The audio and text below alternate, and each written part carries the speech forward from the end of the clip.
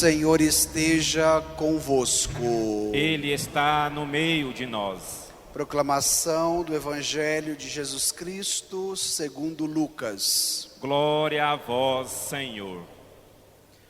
Naqueles dias, Maria partiu para a região montanhosa, dirigindo-se apressadamente a uma cidade da Judeia. Entrou na casa de Zacarias e cumprimentou Isabel. Quando Isabel ouviu a saudação de Maria, a criança pulou no seu ventre e Isabel ficou cheia do Espírito Santo. Com um grande grito exclamou: Bendita és tu entre as mulheres, e bendito é o fruto do teu ventre. Como posso merecer que a mãe do meu Senhor me venha visitar? Logo que a tua saudação chegou aos meus ouvidos, a criança pulou de alegria no meu ventre. Bem-aventurada aquela que acreditou, porque será cumprido o que o Senhor lhe prometera. Então Maria disse: A minha alma engrandece o Senhor, e o meu espírito se alegra em Deus meu Salvador, porque olhou para a humildade de sua serva. Doravante todas as gerações me chamarão bem-aventurada, porque o Todo-Poderoso fez grandes coisas em meu favor. O seu nome é santo, e a sua misericórdia se estende de geração em geração a todos os que o respeitam. Ele mostrou a força de seu braço, dispersou os soberbos de coração, derrubou do trono os poderosos e elevou os humildes. Encheu de bens os famintos e despediu os ricos de mãos vazias. Socorreu Israel, seu servo, lembrando-se de sua misericórdia, conforme prometera aos nossos pais, em favor de Abraão e de sua descendência para sempre. Maria ficou 3 meses com Isabel, depois voltou para casa. Palavra da salvação. Glória a vós, Senhor.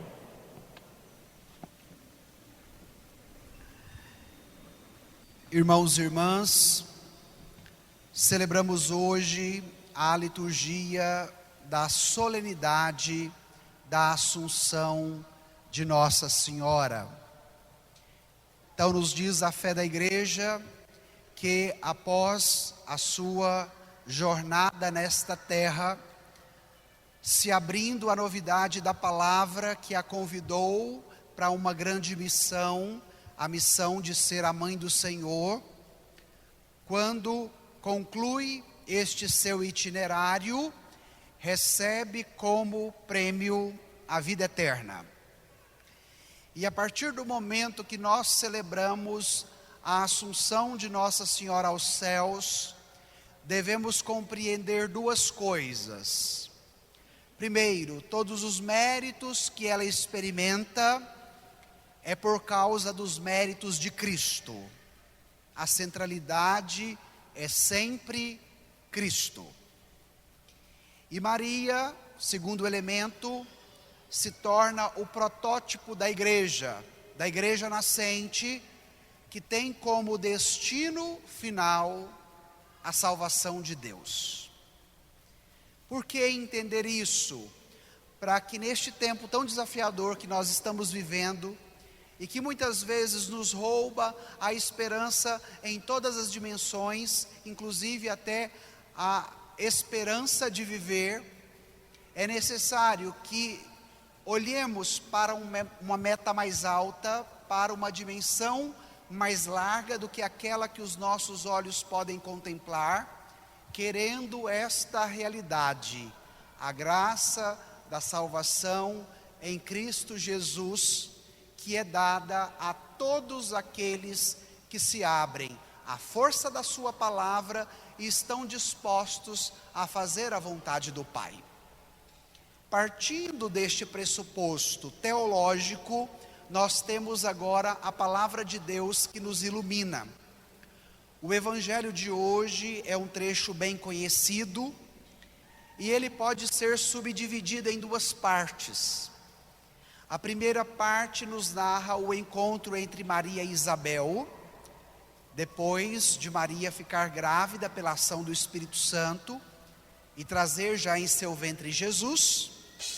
E a segunda parte, o cântico de Maria, que é chamado de Magnífica, porque diz: a minha alma engrandece o Senhor e o meu espírito exulta de alegria em Deus meu Salvador. Então agora nós vamos permitir com que esta palavra também seja iluminadora para a nossa vida, como foi na vida de Maria. Logo após o anúncio do anjo, Maria, já estando grávida, nos disse o texto que ela partiu apressadamente para uma região montanhosa, dirigindo-se a uma cidade da Judeia. Minha gente, gravidez com montanha e pressa são três realidades bem distintas, não é verdade? Porque às vezes a gravidez pede um outro ritmo para a mulher que não seja da pressa e que também não seja dos altos e baixos das montanhas. Mas a palavra de Deus nos remete para uma teologia mais profunda, porque esta pressa que nos aponta o Evangelho é a pressa que Deus tem de alcançar o coração de cada homem e de cada mulher. E nesta noite, uma boa notícia para você: Deus tem pressa pela sua vida, Deus tem pressa por você, Deus tem pressa pela salvação que hoje Ele quer te conceder. E agora vem a pergunta: você tem pressa pelas coisas de Deus, ou a sua pressa é só para a correria das atividades que você realiza a cada dia? Pense nisso. Depois, quando ela chega na casa de Isabel, ela vai cumprimentá-la. Há muito tempo não se viam. E vamos ver o que vai acontecer no encontro dessas duas mulheres. Pegue aí o texto, versículos 41 e 42. Vamos ler juntos? Quando Isabel ouviu a saudação de Maria, a criança pulou no seu ventre e Isabel ficou cheia do Espírito Santo. Com grande grito, exclamou: bendita és tu entre as mulheres, e bendito é o fruto do teu ventre.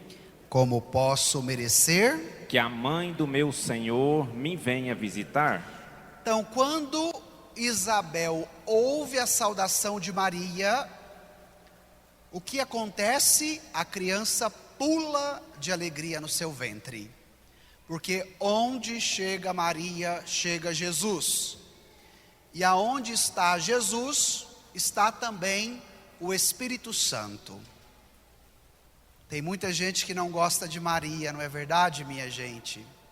Então devemos entender que aonde ela chega, ela não quer levar a si, mas ela quer levar Jesus e o Espírito Santo, como foi para a vida de Isabel. Então todo aquele que se abre à experiência de fé, no contato com Nossa Senhora, pode experimentar a alegria de Jesus e a alegria do Espírito Santo. Vai nos dizer os santos padres que neste encontro destas duas mulheres, nós temos o fim do Antigo Testamento e o início do Novo Testamento, porque João Batista é o último profeta que fecha o Antigo Testamento e Jesus é a novidade que abre o Novo Testamento. E não poderia ter encontro tão grandioso como este, destas duas mulheres que estão a serviço das missões dos seus filhos. João, que vai ser o precursor, o que vai preparar o caminho do Senhor, e Jesus, o Salvador da humanidade. Duas mulheres que na história difícil do seu tempo se abrem à novidade da palavra, à vontade do Pai, para se colocarem a serviço.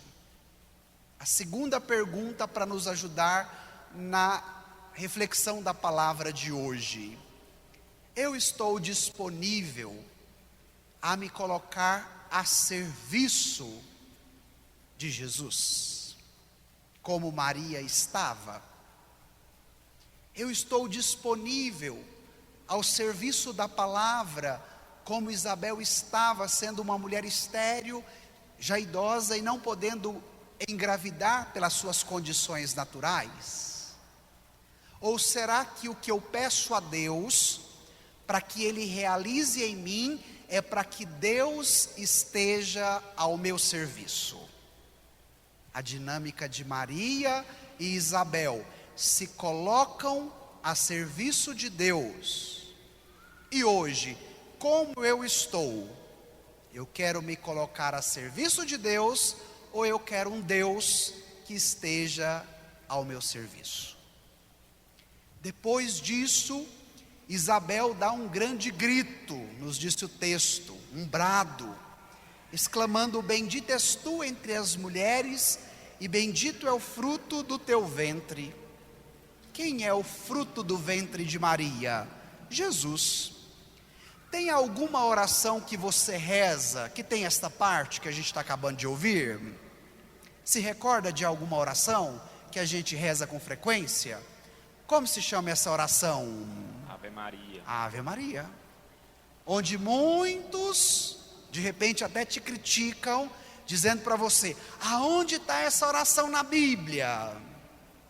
Então, se você ler todo o capítulo 1 do Evangelho segundo Lucas, você vai encontrar a fundamentação bíblica da Ave Maria. Mas como a maioria dos católicos não conhece a fé, não conhece a palavra, aí ficam ali mudos quando são questionados. Então, a necessidade de permitirmos com que a palavra também nos eduque, nos ensine. Então, logo que a criança pulou no ventre, logo que a saudação chegou aos meus ouvidos, a criança ficou cheia de alegria. Vai dizer Isabel a Maria. Minha gente, aonde chega Nossa Senhora, aonde chega o Espírito Santo e aonde chega Jesus, não há outra consequência a não ser a da alegria. E de repente nós imaginamos que a alegria que vai preencher o nosso coração pode estar nas coisas ou nas pessoas. De repente até temos uma alegria por alguma coisa ou por alguma pessoa, porém esta alegria vai ser momentânea, ela vai ser passageira. E o Evangelho agora nos abre um novo horizonte de uma alegria constante, que é aquela que vem do Espírito Santo e aquela que vem de Jesus. Então, se por um motivo ou outro, há muito tempo, você já não experimenta uma verdadeira alegria na sua vida, peça nessa missa de hoje a visita de Maria no seu coração. Porque ao visitá-la Isabel, ela ficou cheia do Espírito Santo, Isabel, ela ficou cheia da graça de Jesus, e a criança pulou de alegria no seu ventre. E com certeza, nos abrindo a força desta palavra, ela pode realizar em nós o que ela está dizendo. E aí vem a segunda parte do Evangelho.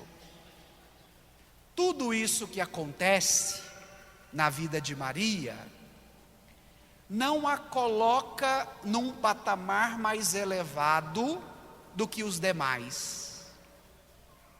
Eu costumo brincar que a única que teve o rei na barriga foi Nossa Senhora, não é verdade? E qual foi a forma de lidar com esta oportunidade que ela teve? O texto vai nos dizer. Ela nos remete para o transcendente. Ela não fica se valorizando pelo que estava acontecendo na vida dela, como se ela fosse a protagonista. Mas a atitude de Maria nesse momento é uma atitude de humildade, porque ela reconhece o autor de tudo aquilo que está acontecendo na sua vida e agora acontecendo também na vida de Isabel. Como é que você lida quando a graça de Deus age na sua vida? Como você lida quando você é chamado para a vida de missão na comunidade, na família, no trabalho, na sociedade? Diante de uma perspectiva tão consumista e competitiva como a nossa, que de repente nos convence: você é o centro de tudo. Você é melhor do que todos. E assim poderíamos citar vários outros exemplos. E agora vem Nossa Senhora nos mostrar através do seu cântico como deve ser a reação daqueles que se abrem à força da palavra e à vontade de Deus. Então vamos ao texto para ver o que Maria disse depois de tanto elogio que Isabel faz a ela. Vamos tomar aí os versículos 46, 7, 8 e 9. Vamos ler juntos? Então Maria disse: a minha alma engrandece o Senhor, e o meu espírito se alegra em Deus, meu Salvador, porque olhou para a humildade de sua serva. Doravante, todas as gerações me chamarão bem-aventurada, porque o Todo-Poderoso fez grandes coisas em meu favor. E o seu nome é santo, e sua misericórdia se estende de geração em geração a todos os que os respeitam. Olha que interessante o cântico de Maria. Quem é o protagonista do cântico dela? Prestar atenção no texto? O Senhor. A minha alma engrandece o Senhor. O meu espírito se alegra em Deus, meu Salvador. Olha que interessante o cântico de Maria. Reconhece a Deus como seu Senhor e reconhece a obra que acontece na vida dela como obra de Deus. Vamos pedir hoje esta virtude de Maria, chamada humildade, para que no cotidiano da nossa vida reconheçamos Deus como Senhor e reconhecendo também a obra que Ele quer ou que Ele já está realizando na nossa vida.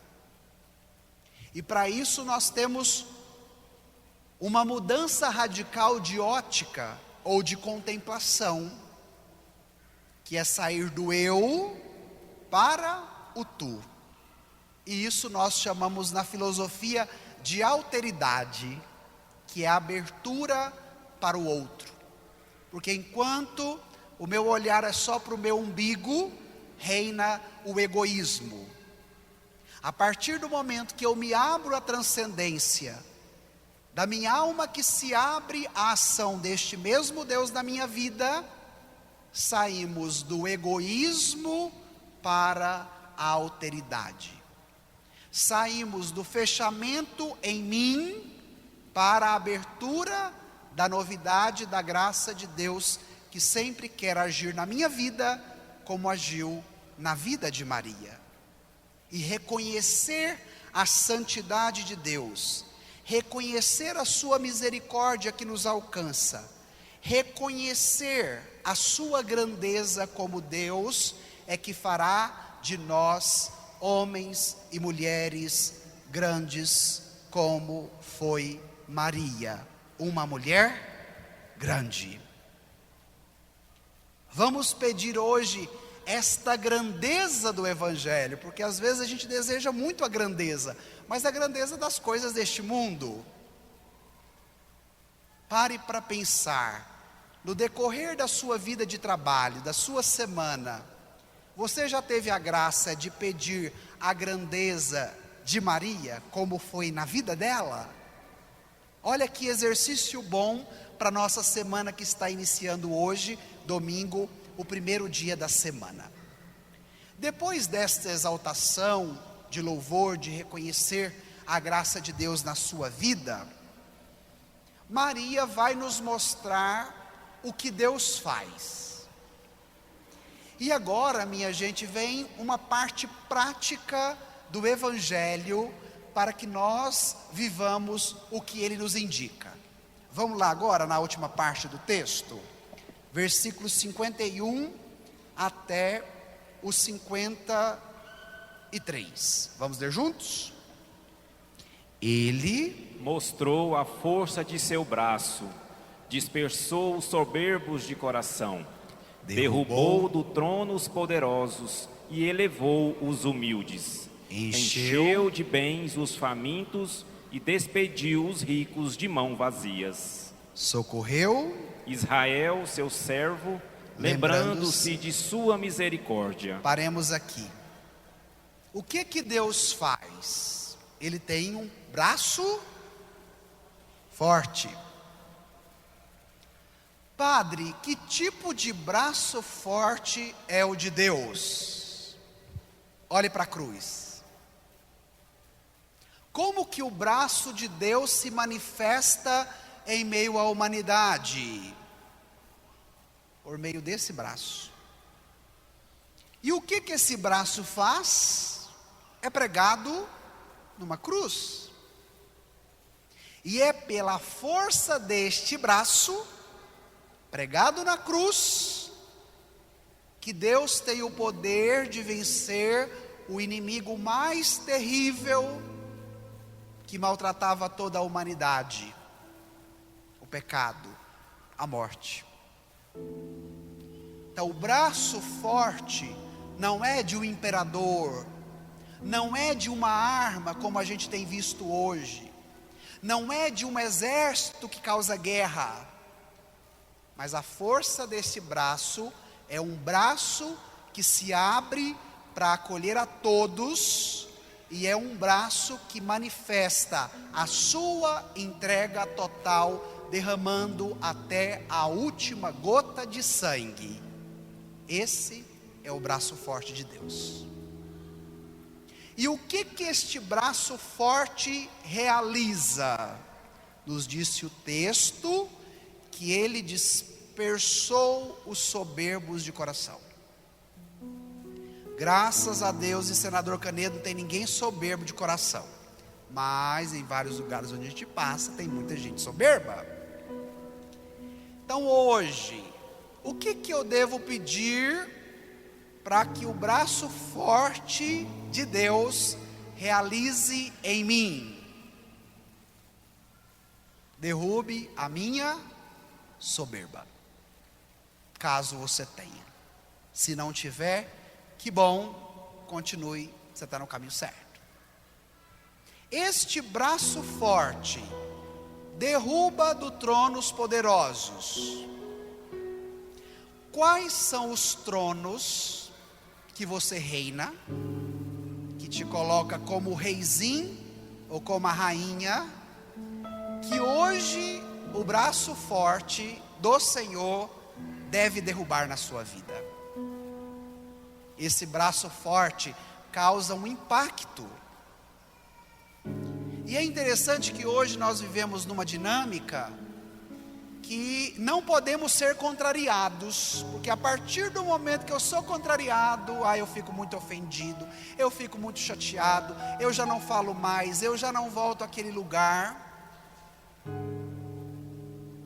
E esta dinâmica do milindre muitas vezes nos domina.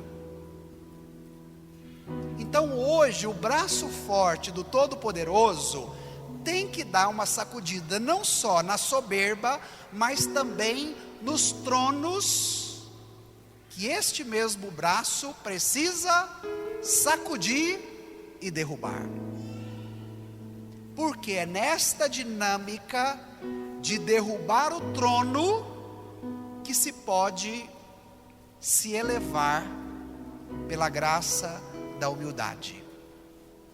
Enquanto meu trono está ali e eu reino em cima dele, eu não terei a possibilidade de ser elevado pela mão ou pelo braço forte do Todo-Poderoso, pela graça da humildade.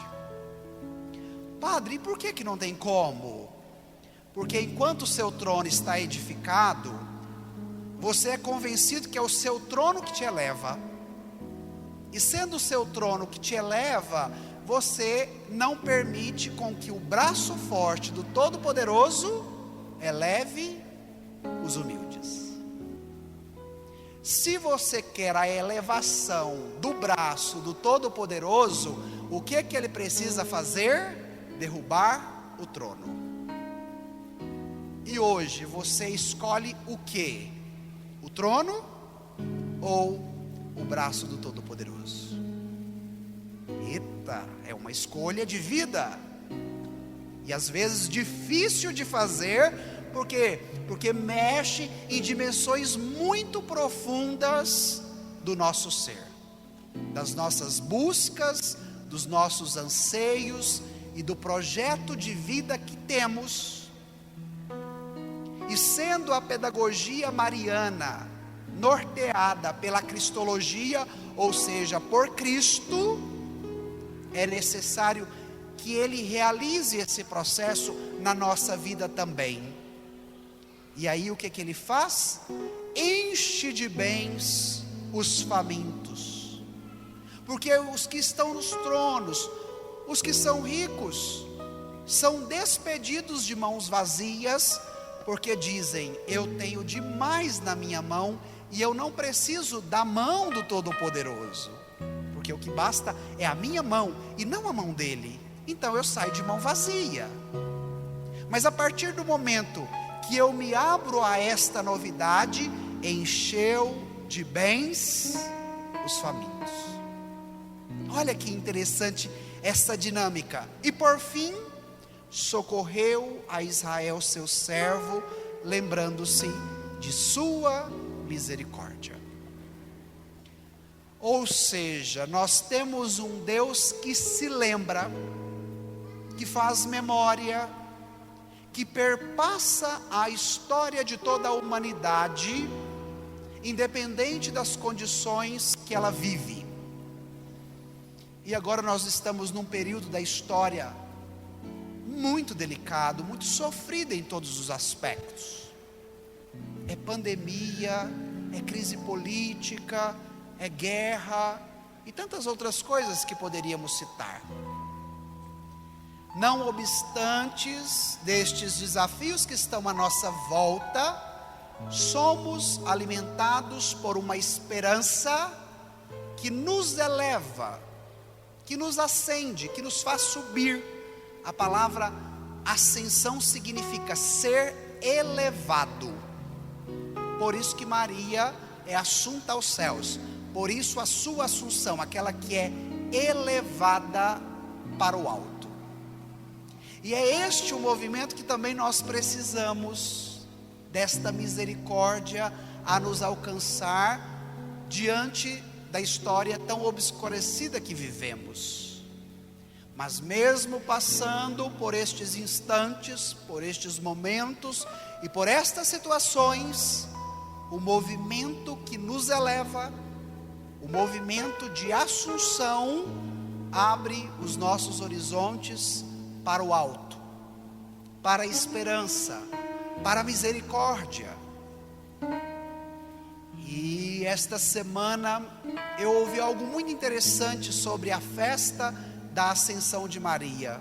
Um padre jesuíta que dizia: o movimento de subida, ou seja, de assunção, é consequência de um movimento, em primeiro lugar, de descida, que acontece onde? Aqui dentro. Por isso, a ação do braço do Todo-Poderoso. Se nós queremos ascender, ser elevados, como foi Maria, e nos é possível, qual é o primeiro caminho agora? Deixar o braço do Todo-Poderoso descer onde? Aqui dentro. Só há subida se em primeiro lugar houver a descida. Porque de repente nós queremos a subida, mas não queremos a descida. E é estes os dois movimentos que a festa da Assunção de Nossa Senhora deve realizar em mim e em você: descida e subida. Então vamos encerrar pedindo esta graça. Por um instante pense: como é que está aí no mais íntimo e profundo do seu coração todas essas realidades que acabamos de meditar? Peça agora a visita de Nossa Senhora, que te traz a graça de Jesus e a alegria do Espírito Santo. Presente agora tudo aquilo que o braço forte do Todo-Poderoso precisa alcançar na sua vida. Qual é a soberba que hoje ele precisa dispersar? Qual é o trono que hoje ele precisa derrubar? Peça agora a graça da humildade. Peça agora a graça da misericórdia na sua vida. Peça agora a graça de um movimento interior de descida, para que, descendo ao mais profundo do seu coração, dos abismos da sua alma, você faça um movimento de subida, de reerguida e de assunção aos céus, que hoje te é possível, como foi na vida de Maria. A minha alma engrandece o Senhor, e o meu espírito se alegra em Deus, meu Salvador.